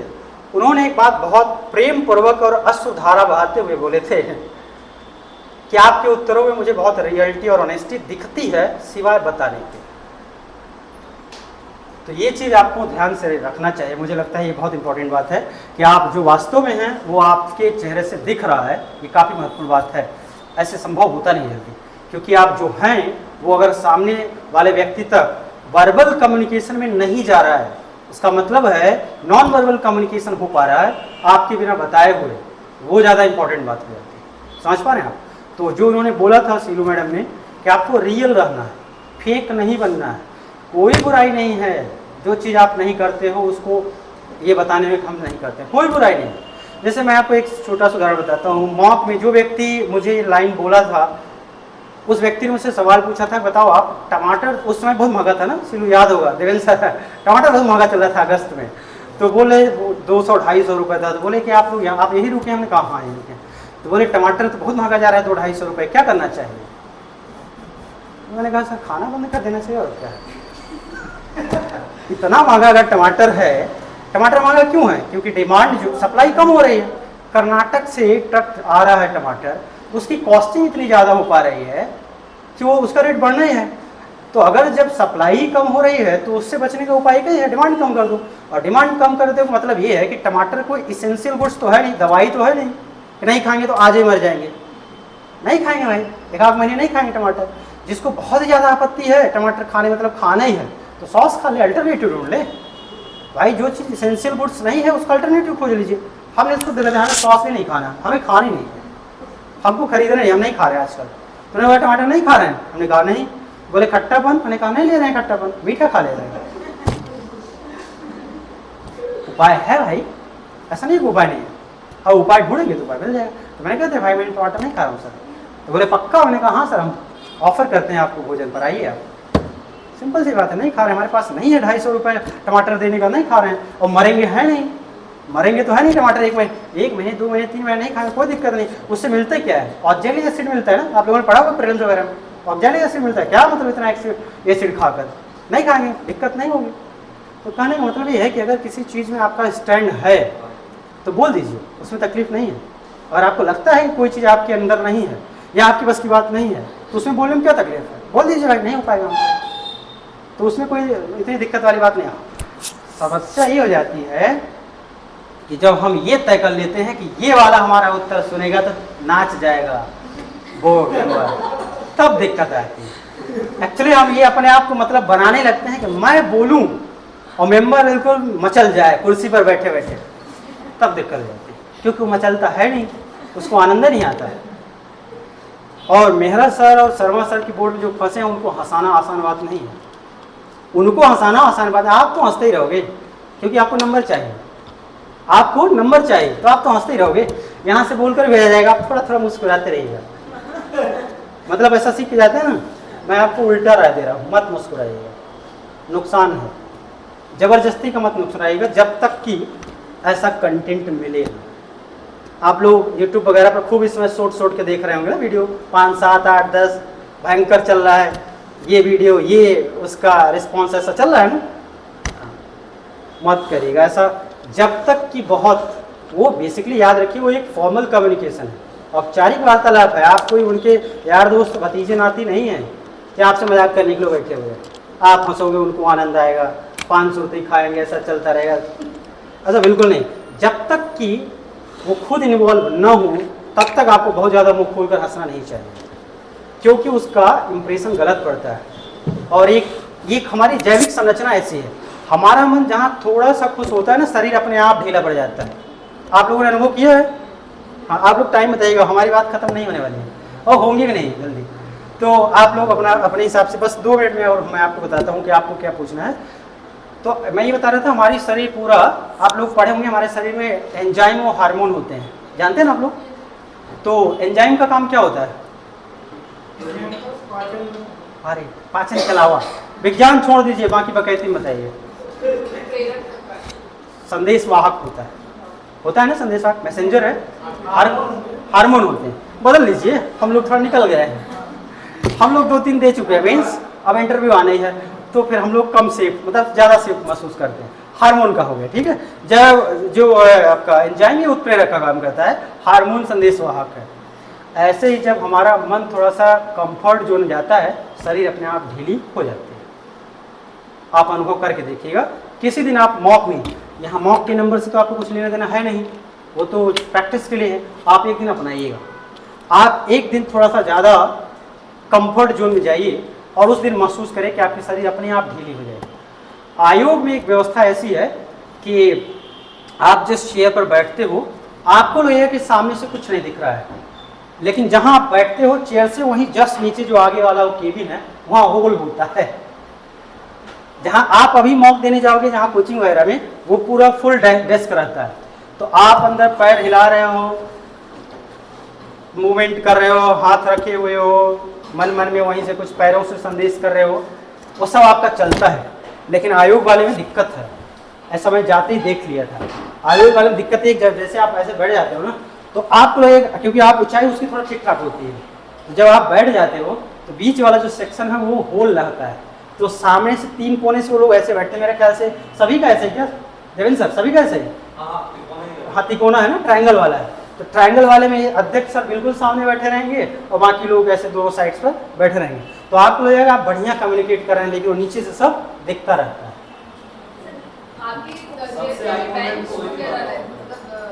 बेंच का जो आकार है आप ऐसे समझिए, जो जिस आप उस पर बैठेंगे वो इस स्वरूप में रहता है। आप बैठेंगे यहाँ पर, ये आपकी सीट है, यहाँ पर अध्यक्ष सर बैठेंगे, है ना सर? ऐसे आप लोगों का भी था। ये यहाँ अध्यक्ष सर रहेंगे, यहाँ 2 मेंबर रहेंगे, यहाँ 2 मेंबर रहेंगे। ये वाला एक आदमी फालतू है, हो सकता है रैकवार सर में अंतर है। अध्यक्ष सर का ऐसा ही है, अध्यक्ष सर वाला कमरा ऐसा ही है ना, रैकवार सर के साथ अलग है। तो ये इधर आपके हैं अध्यक्ष सर, इधर 2 मेंबर फालतू में बैठे हुए हैं, यहाँ पर आप भी काम से बैठे हुए हैं, ठीक है। आप जाओगे ऐसे गेट से, यहाँ से इंटर करोगे, यहीं से वो बोलते हैं कि आइए, आप फालतू मुस्कुराते हुए जाते हैं, काम होता नहीं तब भी मुस्कुराते रहते हैं। आप जाते हैं, जैसे आप यहाँ बैठेंगे, औपचारिकता जो होती है, नमस्ते सर, नमस्ते वाला ऐसा सा, फिर वो बोलेंगे बैठ जाइए, फाइल आइल लेकर जाते हैं, तो जो कभी खोला नहीं जाता है, फिर वो सज्जन आदमी हैं तो बोल देते हैं कि रख लीजिए, तो आप डेस्क पर रख लेते हैं। यहीं पर वो होल होता है, जहाँ से अध्यक्ष सर और ये मेंबर्स आपको देखते रहते हैं कि आपका पैर चल रहा है कि नहीं चल रहा है, हैंड मूवमेंट क्या है, आपकी शरीर तनावग्रस्त है या शिथिल बैठे हुए हैं। बहुत ज़्यादा तनाव मुक्त तो नहीं हो गए हैं, बहुत ज़्यादा तनाव मुक्त तो नहीं हो गए कि बिल्कुल एकदम ऐसे बैठे, बताइए इस टाइप का ऐसा भी माहौल। तो ये सब चीज़ें नोटिस की जाती हैं, हमें लगता है कि हो नहीं रही हैं, लेकिन होता है। ये सब चीज़ें आपको कम्युनिकेशन के पार्ट में आती हैं। ये अभी तक की हमारी बकैती है। कुछ भी इसमें से आपको अच्छा लगे तो आप जरूर अपनाइए। बाकी आपका कोई सवाल हो तो आप पूछ सकते हैं। जी सर, आपने बोला कि सर जो हिंदू धर्म में सर उसको प्रिपेयर करना है, सबसे सोर्सेज क्या होंगे आपके साथ? आप हिंदू हैं आप तैयार क्या करना है फिर? इतना पर्याप्त नहीं है? फिर क्यों तैयार करना भाई? सारी चीज़ तो हम जानते हैं, संस्कार आप जानते ही हैं, पूजा पद्धति आप जानते हैं, हिंदू धर्म के जो आंतरिक तत्व हैं वो आप जानते हैं, हिंदू धर्म की विरासत क्या है वो जानते हैं। उसमें तैयार क्या करना है? मत तैयार करिए, कोई ज़्यादा मतलब तैयार करेंगे तो ज़्यादा रिस्क हो रहेंगे। जो चीज़ें अपने स्वभाव में हो कभी तैयार नहीं करनी चाहिए। स्वभावगत विशेषताओं की तैयारी नहीं करनी चाहिए, क्योंकि जब स्वभाव को तैयार करते हैं तो उसके शब्दावली पकड़ में आती है। जब आप स्वभाव की चीज़ तैयार करते हैं तो शब्दावली पकड़ में आती है। और दूसरी बात यह है कि आपको सोच कर उत्तर देना पड़ता है। इसका मतलब है कि आपको स्वभाव में है नहीं, तो जो आपके स्वभाव में नहीं है आप उसका बनावटी उत्तर दे रहे हैं। ये कितना सुंदर आप उत्तर दे लीजिए, कभी सामने वाला व्यक्ति सेटिस्फाइड होगा? कभी नहीं। उससे अच्छा है कि एक आध शब्द भूल जाइए लेकिन वही बताइए जो आप में है। तो मुझे लगता है कि स्वभाव की तैयारी नहीं करना चाहिए, जो आपके अंदर है आप उससे बताइए।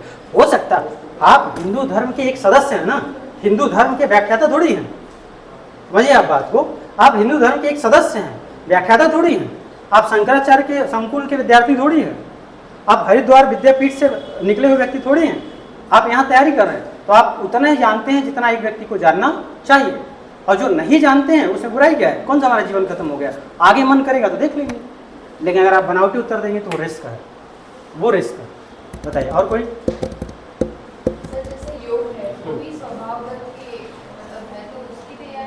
हाँ, इसका एक बढ़िया उत्तर है। मैं भी योग रखा था, लेकिन बाद में मैंने हटा दिया। उसका भी कारण सुन लीजिए। योग रखना बस पर्याप्त नहीं है, आपकी शरीर योग जैसी दिखनी भी चाहिए। टायर जैसा पेट ले लें और कहें कि हम योगाचार्य हैं, रोज 15 प्राणायाम करते हैं और सारे योग के व्यायाम, संभव है? ये बहुत वाहियात बात लगती है। तो योग वही लोग रखें जो वास्तव में करते हैं, क्योंकि योग बहुत बड़ा एरिया है, बहुत बड़ा। अष्टांग योग आप लोगों ने पढ़ा है ना? अष्टांग योग पढ़ा होगा। अष्टांग योग में आपके 8 यम, नियम, आसन, प्राणायाम, प्रत्याहार, धारणा, ध्यान, समाधि, ये 8 अंग हैं। अब इन 8 के अपने अपने अंग हैं, आप जानते हैं कि नहीं? 8 के अपने अपने अंग हैं। किसी एक अंग को उठाकर यदि वो पूछने पर आ गया मादा, तो आपकी कहानी 2 मिनट के अंदर बम ब्लास्ट हो जाएगा। इससे ज़्यादा अच्छा सेफ ये है कि और ये भी संभव है कि आप 8 के 8 को पालन नहीं कर सकते। अगर आप 8 के 8 का पालन करते हैं तो आप गलत जगह हैं भाई साहब। तैयारी नहीं करनी चाहिए आपको। बढ़िया हरिद्वार में जाइए और बाबा रामदेव, श्री रविशंकर को ज्वाइन करिए, पूरी दुनिया में जाने जाएंगे। यहाँ तो आपको एक जिले के अनुभाग या तहसील तक ही सीमित रखा जाएगा, तो आप गलत जगह हैं। आप उसमें से किसी एक को चुन लीजिए। यम को चुन सकते हैं, नियम को चुन सकते हैं, आसन को चुन सकते हैं, प्राणायाम को चुन सकते हैं, प्रत्याहार को चुन सकते हैं, धारणा को चुन सकते हैं, ध्यान को चुन सकते हैं, समाधि को चुन सकते हैं। संभव है 8 को एक साथ करना? एक बार में समझ में आता है, फालतू बात कर रहे हैं आप। एक बार में अगर जैसे ही आपने बोला कि हम योग करते हैं और यदि उनका दिमाग अच्छा से योग करते हो, बताओ 8 योग कितने मिनट में करते हो? आप ब्लास्ट हो जाओगे। तो ये मुझे लगता है कि जब इसके बारे में आप पूरी तरह से कंप्लीट ना हो तो नहीं रखना चाहिए, क्योंकि योग लोग बहुत ज़्यादा रखते हैं, क्योंकि ये मनसा बनाकर जाते हैं कि अगर अध्यक्ष सर की बोर्ड में गए तो फ़ायदा होगा। ऐसा नहीं है, वो फ्री में बांटने के लिए नहीं बैठे हुए हैं। आप रियल में होंगे तो ही होगा। तो मैं मतलब मेरा सजेशन ये है, ज़्यादा अच्छी बात होगी उसमें से कोई एक चुनिए जो आप रेगुलरली करते हैं। जैसे सबसे आसान क्या है? प्राणायाम। प्राणायाम सबसे आसान है। प्राणायाम के लिए 12 एक चक्र आता है। प्राणायाम कितने चक्र कंप्लीट होता है? 12 स्टेप्स होते हैं। 12 स्टेप्स को अगर आप करें तो उसकी पुस्तिका भी आती है, मैं बता भी तो कहाँ आएगी। ये आप इधर जाएंगे गायत्री मंदिर, ये चढ़ जैसे आप जाएंगे गायत्री मंदिर, वहाँ पर रखी हुई है पुस्तिकाएं, तो वहाँ से आप जाकर खरीद सकते हैं। 10-12 रुपए की मिलेगी और उसमें पीछे बढ़िया आसन, लाभ, रोग निवार तीनों लिखा हुआ है।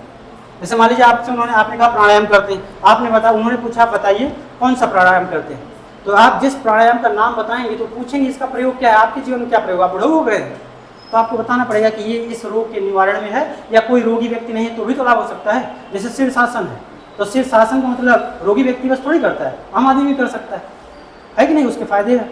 तो ऐसे आप उसका फायदा बस निकाल सकते हैं। तो उसमें ज़्यादा अच्छा होगा आप एक सेक्शन को उठाएं, फायदेमंद रहेगा। और कोई?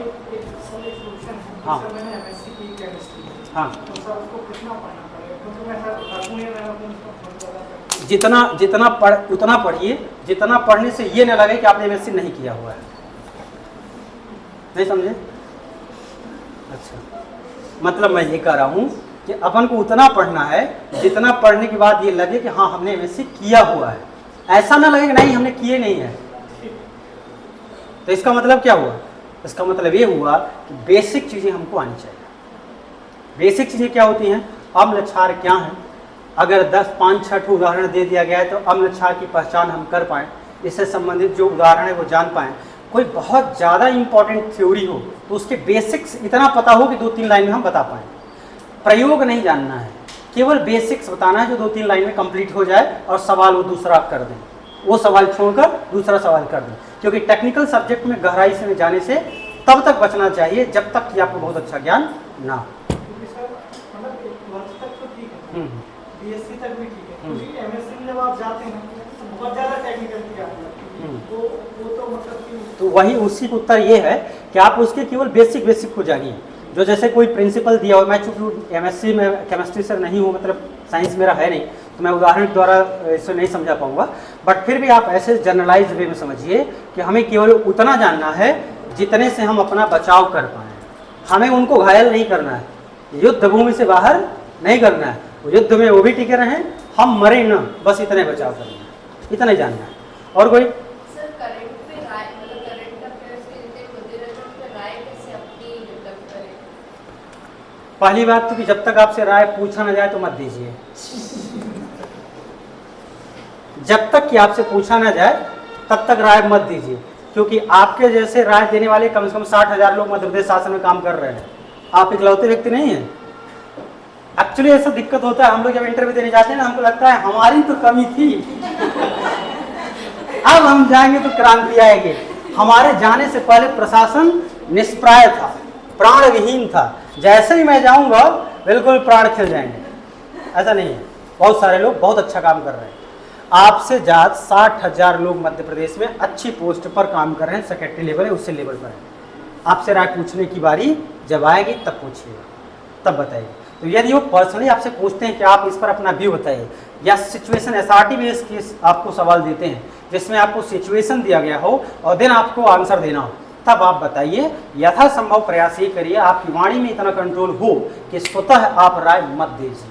क्योंकि आप जानते हैं ना, बिना पूछे अगर कोई सजेशन देता है तो आपका नज़रिया उसके प्रति क्या होता है, वो भी मनुष्य ही है, उनका भी नज़रिया वैसे ही बनता है जब ज़बरदस्ती आप बताने लगते हैं। तो उतना ही बताइए जितना कि आपसे पूछा गया है। नहीं पूछा गया है तो आप बिल्कुल मौन रहिए। जब स्पष्ट उन्होंने बोल दिया है कि आप इस पर अपने विचार बताइए तभी बताइए, अन्यथा मत बताइए। जब बताते हैं अगर उसमें राय, अब ये भी एक राय पूछ दी तो आपको कितना बताना है, मैक्स टू मैक्स 3 पॉइंट, इससे ज़्यादा तब तक नहीं जब तक कि उन्होंने बोला ना हो कि 5 पॉइंट बताइए। अगर उन्होंने बोल दिया कि 5 पॉइंट बताइए, 6 पॉइंट बताइए, 7 पॉइंट बताइए, तब आपको बताना है। और मैं आपको बहुत लिटरली रियल बात बता रहा हूँ, आप मॉक में कितना याद कर लो, 7 नहीं 10 पॉइंट आप बता सकते हो, रियल में आप 3-4 पॉइंट से ज़्यादा बता नहीं पाते। सही बोल रहा हूँ ना, आप लोग बताते हैं, नहीं तो ऐसा लगेगा मैं ही बोलता जा रहा हूँ। तो जब तक आपसे बोला ना जाए पॉइंट वाइज तब तक आप मत बताइए। 3 पॉइंट आइडियल होता है, उतने में काम हो जाता है। बस इन लोग भी आ जाने, इन लोग इनको लगेगा कि हम पैक ले गए थे। आइए आइए। सरकार के मतलब हाँ, सरकार के बारे में मतलब वो पूछा जाए तो नेगेटिव बोले या पॉजिटिव? पहली बात तो ये है कि निगेटिव कम बोलना चाहिए अगर आप खैर चाहते हैं तो, क्योंकि आपके अप्रोच में अंतर आएगा। जब आप निगेटिव बोलते हैं तो इसका मतलब है सरकार के सारे कामों को ठीक से आप देख नहीं पा रहे हैं, क्योंकि सरकार सचमुच में अच्छा काम करती है, ऐसा नहीं है, सरकार सचमुच अच्छा काम करती है। यदि आप पूरा निगेटिव बोलें तो इसका मतलब है कि सरकार के कामों को ठीक से आपने देखा नहीं। तो प्रयत्न ये करना चाहिए कि आप बैलेंस रखिए, ना तो बहुत ज़्यादा आपको बुराई करना है और ना ही पूरा आपको उनका अधिवक्ता बन जाना है। तो ऐसा इसका मतलब ये बैलेंस कब मिलेगा? ये बैलेंस ऐसे होगा कि आप उनसे अगर किसी पर्टिकुलर एक सब्जेक्ट के बारे में पूछा गया तो 3-4 उनके अच्छा ये बताइए और लास्ट में एक आध लाइन चिपका दीजिए, सर यहाँ पर थोड़ी लिंगानुपात ये फलाना ठिकाना थोड़ा कम है जिसको हम काम कर सकते हैं। हम भविष्य हम चूँकि अगर मैं सेलेक्ट हो गया तो इस बारे में जाकर काम करने का प्रयत्न करूँगा। तो ये एक अच्छा अप्रोच हो सकता है। मतलब ये है कि निगेटिव आ रहे हैं भाई साहब, निगेटिव को कम करना है, पॉजिटिव सेक्शन को बढ़ाकर रखना है। बुराइयां सुझावात्मक रूप में बतानी है। तो एंडिंग में हम प्रयास ही बताएं, मतलब प्रयास है। हाँ, समालोचनात्मक शब्द सुने आप लोग, बस उसी का प्रयोग करना है। बताइए। पहले तो ये बता दीजिए बुराई देख के आ रहे कई बार हो जाती है ना कि जैसे अगर मतलब कांग्रेस की रही सरकार, मतलब कांग्रेस पार्टी का उल्लेख किसी भी हालात में नहीं करना। नहीं, हाँ, बता दीजिए, अभी बता। पार्टी का उल्लेख अध्यक्ष या मतलब कोई बोर्ड मेंबर किसी बिल्कुल विशेष है। पार्टी के और झुकाव है, और अभी जो रूलिंग पार्टी है, अगर हमने उसके बारे में पॉजिटिव या नेगेटिव कुछ भी बोलना चाहा, पार्टी के बारे में कोई क्वेश्चन नहीं पूछता, आपसे कोई पूछा किसी ने? किसी से नहीं पूछते। राजनीतिक पार्टी से कोई क्वेश्चन पूछे? इंशाल्लाह। सर कोई धार्मिक विचारधारा से संबंधित कोई क्वेश्चन पूछा रहेगा? जब तक कि स्पष्ट धर्म का उल्लेख न हो, आपको अपने धर्म के बारे में, किसी के धर्म के बारे में टीका टिप्पणी नहीं करना चाहिए। उन्होंने स्पष्ट तौर पर बोल दिया है कि इस धर्म में ये बुराई है या अच्छाई है, या आपको क्या लगता है कि इस धर्म में क्या ऐसी चीज़ें हैं जो सीखनी चाहिए। जैसे मुझसे उन्होंने पूछा था कि भारतीय जो संस्कृति है वह पश्चिमी सभ्यता से किस मायने में भिन्न है, तो शब्द उन्होंने बता दिया ना, मेरी बाउंड्री फिट कर दिया कि आपको क्या करना है कि भारतीय संस्कृति की वे विशेषताएं बतानी है जो पश्चिमी सभ्यता से अधिक अच्छी हैं, या उनका हमारे जीवन में ज़्यादा वैल्यू। सिंपल सी बात है, इंटरव्यू हम भारत में दे रहे हैं तो भारतीय संस्कृति का महत्व भारत के संदर्भ में ज़्यादा होगा। जब हम वैश्विक स्तर पर देखेंगे तो उसका अप्रोच बदलेगा, तब हम वो सार्वभौमिक संश्लेषणवाद जो है उसको लेकर आएंगे, मानववाद की बात करेंगे, अंतर्राष्ट्रीयवाद की बात करेंगे। लेकिन जब तक कि हम भारत में बैठे हुए हैं तो उसका मूल्य भारतीय जीवन में कैसे अच्छा है वह हमें बताएंगे। तो उन्होंने हमारे बाउंड्री सेट कर दी कि आपको बताना कहाँ है, और अधिकांश चांस, मतलब 99% चांस ये होता है कि सवाल पूछने के दौरान वो बाउंड्री सेट करके देते हैं कि आपको कहाँ खेलना है। ऐसा नहीं खुली गेंद दे देते हैं मारते रहो जहाँ जाना, वैसा नहीं, वो सेट करके बताते हैं कि आपको इसी पर्टिकुलर एरिया में आंसर देना है। तो जब तक कि धर्म का विशेष रूप से उल्लेख न हो, हमें स्वयं से कोई धर्म का नाम नहीं लेना है। और कोई एक तो जैसे मतलब क्वेश्चन मेरे से पूछ लिया कि राजनीतिक तुष्टिकरण क्या होता है। हाँ, शुरू में था एकदम से, हाँ। मैं थोड़ा सा मतलब फ्री जोन पे नहीं रह पाया, मतलब स्टार्टिंग क्वेश्चन था तो मैं थोड़ा लड़खड़ा गया। गिरे तो नहीं थे ना? हाँ नहीं, मतलब वर्डिंग्स में थोड़ा वो हो गया, स्टार्टिंग अच्छी नहीं हुई। अच्छा। वही मतलब ऐसे क्वेश्चन कैसे डील कराया जाए? देखिए, दो तरीका होता है। एक तो कि जाने से पहले जैसे आपको पता चल जाता है कि आपके कौन से नंबर पर इंटरव्यू होना है, उसका एक अच्छा तरीका ये होता है कि आप बढ़िया, जैसे आप 5 लोगों को ले जाते हैं तो 5 में से आपको पता चल जाता है कि तीसरे नंबर पर आने वाले हैं, चौथे नंबर पर आने वाले हैं। जब आप बोर्ड में जाएंगे वहाँ बगल में एक वॉशरूम है, हर बोर्ड में वॉशरूम में बड़ा सा कांच लगा हुआ है, उसमें जाकर बढ़िया कंघी उंगी करिए, आराम देखिए कितने सुंदर लग रहे हैं आप, बढ़िया कोट वोट में बार बार टाई खींचिए, ऊपर नीचे करिए। इसका जानते हैं, ये टाइम पास करने के लिए नहीं बोल रहे हैं, इसका मनोवैज्ञानिक फ़ायदा है। फ़ायदा ये है, आपका ध्यान भटकता है कि सवाल क्या पूछा जाएगा, उसके बजाय आपका अट्रैक्शन जो है वो दूसरी चीज़ में बढ़ जाता है। जितना ज़्यादा आप ध्यान ये सोचते रहेंगे कि इंटरव्यू में क्या चल रहा है, क्या चल रहा है, क्या चल रहा है और हमसे क्या पूछेंगे, आप समझ लीजिए आप उस दिन वो नहीं कर पाएंगे जो आप वास्तव में करना चाहते हैं। इसलिए वो सबसे अच्छा तरीका वहाँ का यही होता है कि आप 2-3 काम करें। एक तो जो साथ में आपके हैं उनसे बात करिए, इतना बात मत करिए कि वो आप शोर में बदल जाए, उसका डेसिबल 60 से ऊपर चला जाए, इतना नहीं। आपको सामान्य वार्तालाप में बात करना है। वॉशरूम में है, वहाँ भी जाकर अच्छे से बात कर सकते हैं, कंघी वंगी को बढ़िया आराम से करिए, बाल हैं तो, नहीं है तो कोई बातें नहीं है, और मुँह से धोकर रखिए, कोई टेंशन नहीं है। वहाँ पर चलने की व्यवस्था है थोड़ी सी, आप चलते फिरते रहेंगे वो भी अच्छा हो सकता है, और खूब बढ़िया से पानी ले रहे हैं और पानी धड़ाधड़ पीते रहिए खूब, कोई टेंशन नहीं। ना ले रहे हैं तो कोई तकलीफ नहीं है, 3-4 वहाँ पर रहते हैं प्यून वगैरह, वो सब ले आते हैं, पानी ले आएंगे। अगर खाना नहीं ले गए तो खाने की व्यवस्था करते हैं, प्लेट वेट सम्मानजनक स्थिति में ले आ जाते हैं। सिलेक्शन होगा नहीं होगा बात की बात है, तो उतना वो करते हैं। तो आपको कुल मिलाकर क्या है, गेट से पहले की बात ये हो गई। अब आप प्रेजेंट हो चुके हैं, तत्काल पहुँचे हैं, और कोई बड़ा सवाल आपसे पूछ दिए जिसके बारे में आप तैयार नहीं थे, तो उसके लिए सबसे अच्छा उदाहरण ये होता है कि आप थोड़ा सा समय लेकर, तुरंत भड़बड़ा के मत बोलने लगे, हल्का सा धीरे से 1 मिनट सांस लीजिए लंबी सी। ये सब जैविक जो संरचनाएं हैं और फायदेमंद हैं, लंबी गहरी सांस लीजिए। इसके बाद बहुत तेज से मत बोलिए, छोटे छोटे सेंटेंस बनाकर जो कुछ भी आप जानते हैं उसको बोलना चालू करिए। विदिन 10 to 15 सेकेंड में आप देखेंगे आपकी बॉडी और मस्तिष्क पूरी तरह से रिलैक्स हो चुका है, क्योंकि जब आपका सेंटेंस छोटा होता है तब तक वो सुनते हैं और आपका माइंड दूसरा सेंटेंस बना लिया होता है। क्या है मतलब जैसे ही अपन स्टार्ट करें ना, तो मतलब एक मतलब माइंड में ये चलता है कि नहीं निगेटिव नहीं जाना है, मतलब ये जो क्वेश्चन है, मतलब वो अप्रोच के कारण से फिर ज़्यादा वर्ड्स नहीं आ पाते, पॉलिटिक्स में नहीं घुसना है, नहीं नहीं, इसी यही तो मैं अभी आपके आने से पहले इनसे बता रहा था। हम ये सोच कर जाते हैं कि मैं जो बोलूँगा उसी से वो प्रसन्न होंगे। भाई साहब इतना क्यों परेशान होना है, वो भी तो आपका इंटरव्यू लेने बैठे हुए हैं, फालतू में थोड़ी वो बैठे हुए हैं। तो आप वो बोलिए जितने में आपको लगता है कि उत्तर कंप्लीट हो जाता है। यदि आप बिल्कुल नहीं हमारी राजनीतिक तुष्टिकरण का सवाल हो गया, आप यदि इसको पूरी तरह से जानते ही नहीं, आप पहली बार शब्द सुने हुए हैं, तो उसका अच्छा उपाय है कि आप उसके लिए सॉरी बोल सकते हैं। अगर आपको नहीं बनता तो सॉरी बोल दीजिए, सिवाय इसके कि आप लटकाइए, उनका टाइम या ध्यान भटकाइए, क्योंकि एक सवाल से ही आपका परसेप्शन चेक हो जाता है कि आप कैसे व्यक्ति हैं। तो अगर आपको ऐसा, इससे कोई मतलब नहीं कि आप पहली बार गए पहले सॉरी बोल दिए तो बहुत बड़ा पहाड़ गिर गया, ऐसा कुछ नहीं। आपको आता है कॉन्फिडेंटली आंसर दीजिए, नहीं आता है कोई बात ही नहीं। अब आता है लेकिन उसका उत्तर फ्रेमिंग नहीं हो पा रही है, अच्छे सेंटेंस नहीं बन पा रहे हैं, तो उसका उपाय यही है कि आप थोड़ा सा उत्तर बताने के दौरान जो आप टाइम ले रहे हैं उसको थोड़ा सा बढ़ाइए। क्योंकि ऐसा नहीं होता पहले दूसरे सवाल पूछे और इतने में बोले ये बताओ ये बताओ ये बताओ बताओ, ऐसा नहीं करते, टाइम देते हैं प्रॉपर। मैं तो बोल कर टाइम लिया भी था, मुझसे तो सवाल पूछे थे तो मैं प्रॉपर टाइम लेकर बोला सर मुझे 1 मिनट का समय चाहिए सोचने के लिए, तो उन्होंने सामने से बोल दिया 1 नहीं 2 मिनट लो, हमें कोई जल्दी नहीं, 1 मिनट नहीं 2 मिनट लो, हमें कोई जल्दी नहीं। तो सामने से व्यक्ति तैयार है आपको कोऑपरेट करने के लिए। तो आप आराम से सेंटेंस वाला अच्छा, मुझे लगता है ज़्यादा अच्छा तरीका होता है, छोटे छोटे सेंटेंस बताइए धीरे धीरे, उससे आपका माइंड भी काम करता है, वो लोग भी बिजी रहते हैं आपकी बातों में। सर इसका एक चीज़ और हो सकती थी, जैसे राजनीतिक तुष्टिकरण का बोला आपको शायद डेफिनेशन आ रही होगी और आप चाह रहे हैं कि मैं इसका एग्जाम्पल ना दूँ, तो डेफिनेशन तक देके एग्जाम्पल को आप शॉर्ट कर सकते हैं। सर खूब पता है कि कौन सी योजना तुष्टिकरण की है क्या, लेकिन नहीं उस टाइम तो बचना है। तो बस सर अभी मैं कोई रिकॉल नहीं कर पा रहा हूँ, ऐसी कोई योजना मेरी समझ में तो है नहीं सर।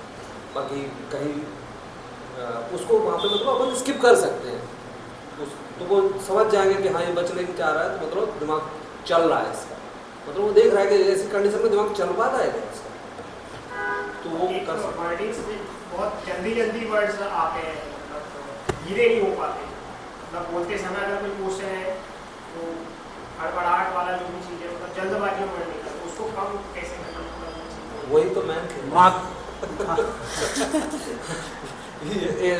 एक सेकंड सर, ये मतलब ऐसे जैसे मैं अभी एकेडमी में स्विमिंग सीख रहा हूँ, मेरे को स्विमिंग नहीं आती, तो वहाँ पे क्या है कि जब मैंने शुरुआत नहीं है चलो सर आप आ रही बस हड़बड़ी वाला खेल है ना, हाँ ठीक है। तो अभी पूरी बात पहुंची होगी सर। हाँ तो जैसे मैं एकेडमी में अभी स्विमिंग सीख रहा था, तो शुरुआत में पहले दिन गया तो मैंने जैसे ही उन्होंने जो वहाँ पे कोच थे वो लोग कूद जाओ ऐसे हाथ मारने, तो मैंने जैसे ही पहले हाथ मारे तुरंत नीचे गया मैं पानी के अंदर, और मैंने और तेज हाथ मारे और तेज मारे तो और गया। और वो उन्होंने एक चीज़ बोली कि आप जितना हाथ मारोगे उतना नीचे जाओगे, आप बिल्कुल बॉडी को ढीला छोड़ दो। आप मैंने ऐसे कैसे, मैंने बॉडी को ढीला छोड़ा फिर भी नीचे गया, तो मेरे को पता ही नहीं था एक्चुअल में कि ढीला कैसे छोड़ना है। ये 10-15 दिन की प्रैक्टिस हुई और मैं अब आसानी से स्विम कर पा रहा हूँ, बॉडी को छोड़ भी देता हूँ तब भी नहीं, तब भी तैर रहा हूँ, मतलब हाथ भी नहीं मार रहा हूँ। ऐसे ही सर ये हड़बड़ी वाला खेल है, आप जितना जल्दी कोशिश करेंगे उतनी गलतियाँ करेंगे। उसको मतलब दिमाग को पूरा सोचिए, एकदम जवाब मत दीजिए, धीरे धीरे सोचिए, और वो चाह रहा है कि आराम से आप तसल्ली से सोच के बताएं, तो वो उसके लिए करनी पड़ेगी प्रैक्टिस।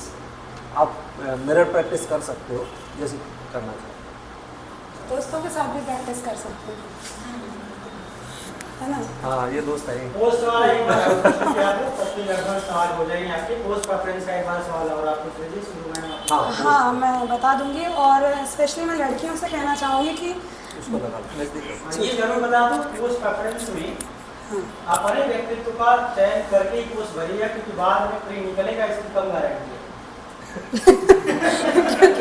हाँ बहुत महत्वपूर्ण बात है, आप ध्यान रखिएगा, बाद में प्री भी निकलेगा इसकी गारंटी कम है, इसलिए पोस्ट प्रेफरेंस बहुत अच्छे से भरिएगा अपने व्यक्तित्व को और अपने कंफर्ट जोन को जानकर, न कि इसलिए कि किसमें ज़्यादा सुनने में अच्छा लगता है, देखने में ज़्यादा अच्छा लगता है, या पैसा किसका ज़्यादा देता है।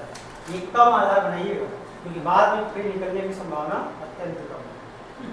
सही बात। लड़कियों से ये कहना चाहूँगी कि जो भी लड़कियां हैं, जो वुमेन ओरिएंटेड लॉज हैं हमारे, आपका व्यू क्लियर होना चाहिए, आपको पता होना चाहिए, आपसे पूछेंगे वो, आपको पता होना चाहिए, क्योंकि आप प्रशासन में भी, जैसे मुझसे उन्होंने विशाखा गाइडलाइन है, और मतलब जितने भी कानून आपके लिए बने हैं तो उनकी जानकारी तो आपको होनी ही चाहिए, है ना। और एज अ ऑफिसर आपको क्या क्या जो भी कानून हैं, क्या क्या फ़ायदे आगे मिलने वाले हैं, और अगर आप विक्टिम हैं तो आपको क्या क्या कानूनों का लाभ मिलने वाला है, तो आपको पता होना चाहिए।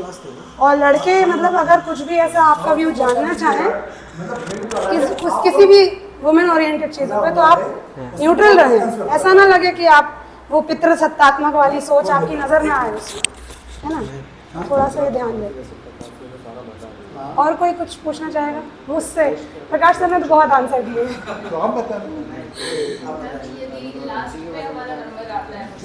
वैसे तो मैं देखा था यूट्यूब पे चल नहीं गया, आपने बता तो दिया आप अपने हिसाब से नहीं, अब तो बस क्वेश्चन आंसर तक ही होता अरे यार आपको फोटो खींचना है। आप कुछ जो लगे हैं क्या बता रहे हैं फोटो खींचना है? सही है। डब लगा के फोटो खींचिए, आपके फोन में नहीं अच्छा दूसरे से खींचवाइए। क्योंकि उस दिन हमारा बहुत स्पेशल डे होता है ना, हाँ। है ना, लाइफ चेंजिंग मोमेंट होता है। खूब फोटो खींचिए, खूब सबसे बात कीजिए, है ना। जिसका मोबाइल सबसे अच्छा फोटो आ रहा है उससे और बढ़िया, मैं तो तुम लोग जाओ, मैं आऊँगी लास्ट में, जाओ तुम लोग, है ना। और जैसे कि सर ने बताया था कि उस दिन का न्यूज़पेपर ज़रूर पढ़िए। ये लाइव एग्जांपल मैं दूंगी। 2020 में जो मैंने इंटरव्यू दिया था, सुबह सुबह सीबीआई के चेयरमैन की एक आया था कि चेंज होने वाले हैं 8 दिन बाद। मुझसे पूछा उन्होंने, आज का पेपर पढ़ के आई हो? तो क्या फ्रंट पेज पे खबर थी, तो तुमको पता है सीबीआई के चेयरमैन कौन है? सीधा पूछा।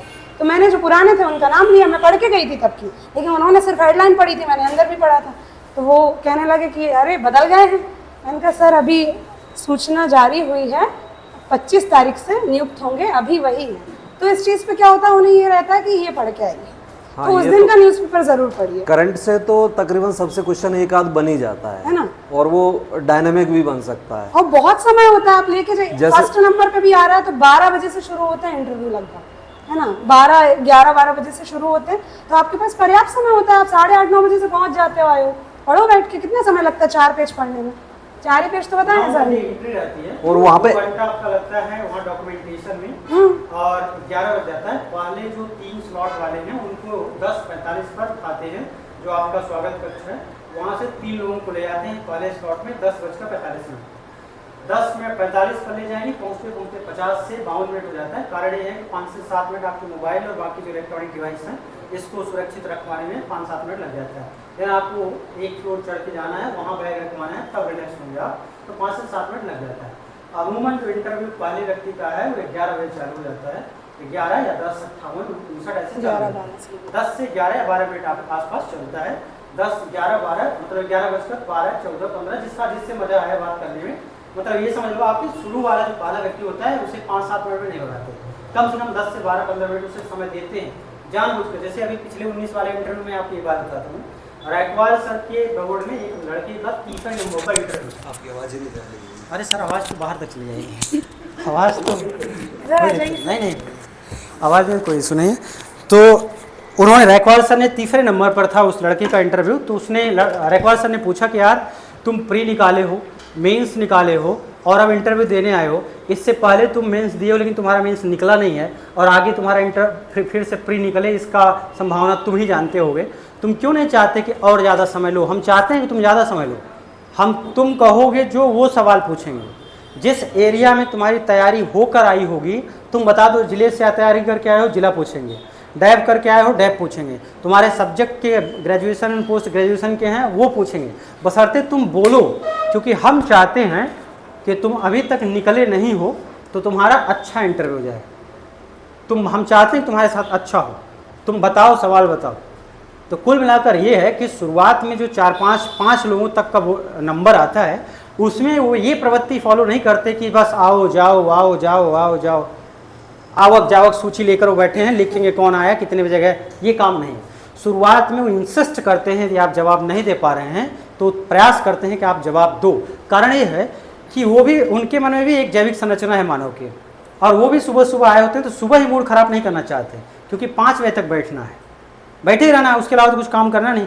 आप वैसे सोचिए, एक अनजान व्यक्ति से बात करने में कितना नीरस काम है।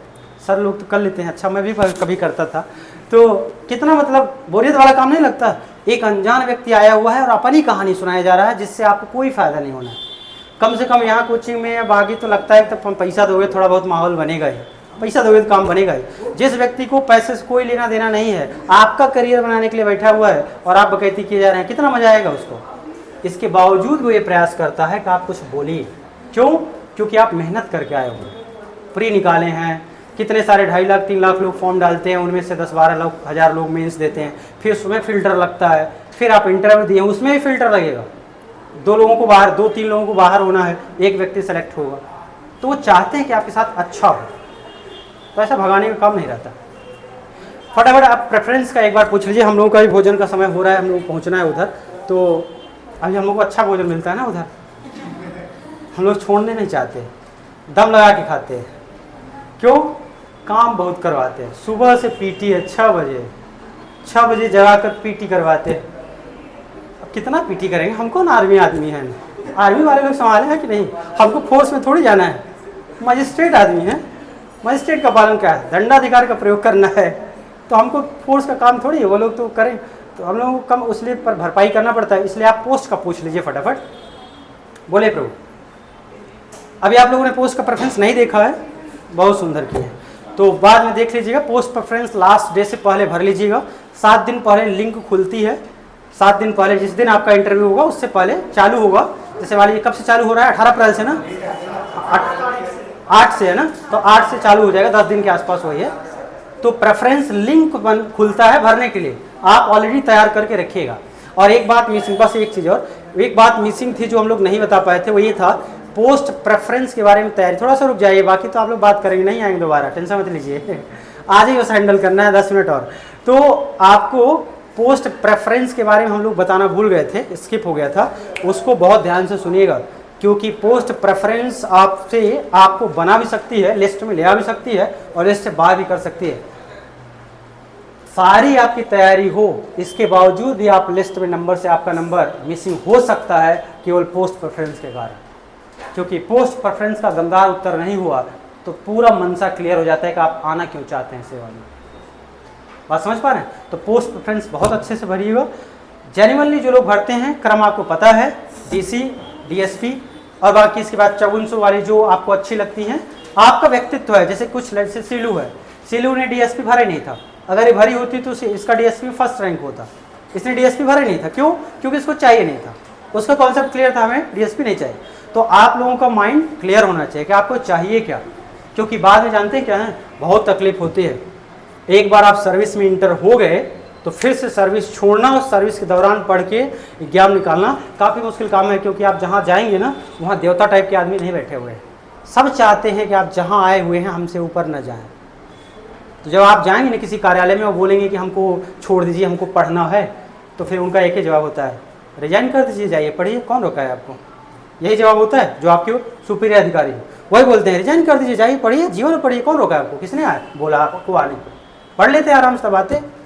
तो इसलिए पोस्ट प्रेफरेंस बहुत अच्छे से भरिएगा, केवल अपना फ़ायदा बस मत देखिएगा, क्योंकि फैमिली आप लोगों के सिलेक्शन होने के बाद विवाह खूब तगड़ा होता है।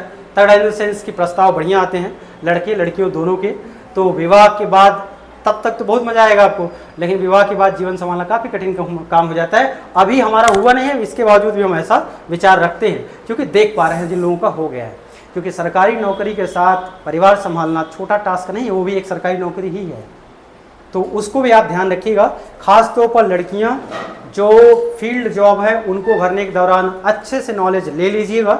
आपके सराउंडिंग में कोई व्यक्ति हो उससे पूछ लीजिएगा, तभी आप भरेगा, नहीं तो उससे काफ़ी तकलीफ़ें हो सकती हैं। क्योंकि फील्ड जो आजकल की जॉब हैं उनमें एक समस्या ये है कि पोस्ट बहुत हैं, काम करने वाले लोग बहुत कम हैं, तो एक व्यक्ति के ऊपर बहुत ज़्यादा बर्डन है। जैसे मैं जानता हूँ 3-4 लड़कियाँ जो तहसीलदार हैं, एक तहसीलदार के पास कम से कम 3 से 4 तहसील हैं। एक तहसील अगर किसी एक व्यक्ति के अंदर में रहे तो ठीक से पूरा काम समय पर नहीं कर सकता। इसका मतलब है अगर जिसके पास 3 तहसील है तो एक दिन का आधा टाइम, 1 घंटे इस तहसील में, 1 घंटे उस तहसील में, और ज़्यादा काम वो काम पर नहीं, ट्रैवलिंग में ज़्यादा समय लगता है। तो आप लोग लड़कियां खास तौर पर फील्ड जॉब को लेकर ठीक से रहिएगा, क्योंकि वो आगे की लाइफ के लिए आपके लिए इंश्योरिंग होगा। क्योंकि शुरू में चमक धमक सबको चाहिए होती है, शुरू में चमक धमक सबको चाहिए होती है, ये जलवा वो जलवा, लेकिन जैसे आप फील्ड में पहुंचेंगे सारा जलवा मिट जाता है। फिर तो केवल यही दिखाई देता है कि काम होना चाहिए, दैट्स इट। फिर कोई नहीं देखता कि आपका क्या जलवा है, कुछ नहीं, सब फालतू की बातें होती हैं। काम सबसे ज़्यादा है। काम अगर आपका है तो आपको जलवे की ज़रूरत नहीं है, आपको जलवे की ज़रूरत नहीं। अगर आपको काम आता है और काम ईमानदारी से करते हैं तो वैसे ही आप पूजे जाएंगे, और काम नहीं आता तो आपकी पोस्ट कितनी भी रहे उससे कोई फ़ायदा है नहीं। बाबू भी आपको मन मन में गाली देता है, जो रीडर बाबू हैं वो बोलता है कुछ नहीं बनता, कौन सेलेक्ट कर दिया इनको, कहाँ से आ गए, इस टाइप के बोलते हैं। बात समझ पा रहे? तो पोस्ट भरने में, और एक बात और है, 5400 ग्रेड पे की जो पोस्ट आप नीचे रखेंगे और 3600 ग्रेड पे में जो पोस्ट आप ऊपर रखेंगे उसका तर्क आपके पास होना चाहिए। जैसे मैं नायब तहसीलदार को 5वें रैंक पर रखा हुआ था, डीसी था, डीएसपी था, और इसके बाद एक्साइज जिला आबकारी अधिकारी था, जिला संयोजक था, नायब तहसीलदार था। तो उसके अब इसके बाद जितनी भी एडी वाली पोस्ट हैं ज़्यादातर वो हमने नीचे रखा हुआ है। तो उसका कारण आपको देना पड़ेगा, आप ऐसा क्यों कर रहे हैं, तो आपको कारण देना पड़ेगा, और वो कारण ठीक ठाक हो, संतोषजनक हो। ये दो महत्वपूर्ण बातें थी, बाकी तो और कुछ नहीं। तो हम लोग चले, कुछ और किसी को पूछना है? हाँ, मतलब नायब तहसीलदार को ऊपर रखने का क्या रीजन था? व्यक्तिगत, आप सब वही बता रहे हैं। इतने देर से बोल रहे हैं, समझ नहीं आया अभी? वो समझ गए। यही कारण है, यही कारण है। हाँ, उतना तो आ जाता है ना समझे। और कुछ नहीं पूछना है? बंद करो भैया साहब। हाँ चलिए, बहुत बहुत धन्यवाद आप सभी लोगों का हमें सुनने के लिए, शुक्रिया।